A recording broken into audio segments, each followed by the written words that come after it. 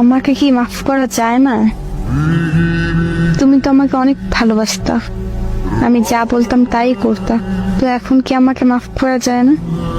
আমি জানি আমি অনেক বড় ভুল করছি, যেটা মাফ করা যায় না।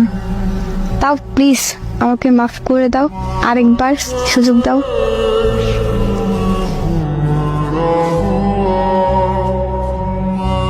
আপনি আমাকে ছেড়ে যাওয়ার পরে 2 মাস পাগলের মতো ছিলাম। কি করব কিছুই বুঝি নেই, এমনকি অনেক নেশাও করছি আপনাকে ভুলে যাওয়ার জন্য, তাও কাজ হইতো না। তারপর ধীরে ধীরে আপনাকে ভুলে যাওয়া শুরু করলাম, আর এখন আপনাকে প্রায় ভুলে গেছি বললেই চলে। আর আপনি এখন ফিরে আসতে চান?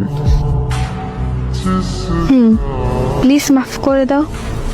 তুমি আমাকে যা বলবা তাই করব, যেভাবে চলতে বলবা সেইভাবে চলবো। তোমার পায়ে পড়ি, প্লিজ আরেকবার সুযোগ দাও।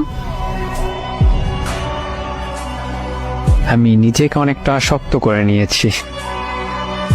তুমি তো এমন আগে ছিল না। আপনি আমাকে এমন করছেন, বাধ্য করছেন, চাই নাই এমন হইতে। খুব কান্না করছিলাম আপনি ছেড়ে গেছিলেন যখন, কিন্তু লাভ হয় নাই কোনো। আর ছেড়ে যাব না, অন্য ছেলেদের সাথে কথা বলবো না, তুমি যা বলবা তাই করব। শোনেন, ওই দিন বলছিলাম না আপনার হিসাব দুনিয়ায় মিলিয়ে দিবে, সেইটাই দিছে। আর হ্যাঁ, আমি আপনাকে চিনি না, আর আমাকে মেসেজ করবেন না কোনো নতুন আইডি খুলে। আমি তোমাকে ছাড়া থাকতে পারবো না, ইবু প্লিজ মাফ করে দাও। কোনো চান্স দিতেছি না, আর ভালো থাকবেন। এমন করবো না, আমি তোমাকে ছাড়া ভালো থাকতে পারবো না, আমি মারা যাব। 40-এ দাওয়াত দিতে বইলে যেন আপনার আম্মুকে। এবং সত্যি অনেক ভালোবাসি তোমাকে, সত্যি মারা যাব। তুমি বলো এখন আমি কি করব? তুমি যা বলবা তাই করব।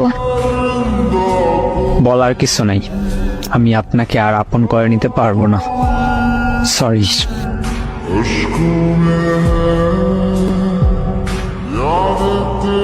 ব্রেকআপের 8 মাস পরে সে বলে আমি তোমাকে ছাড়া বাঁচবো না, মরে যাব। ফাইজলামো যত সব।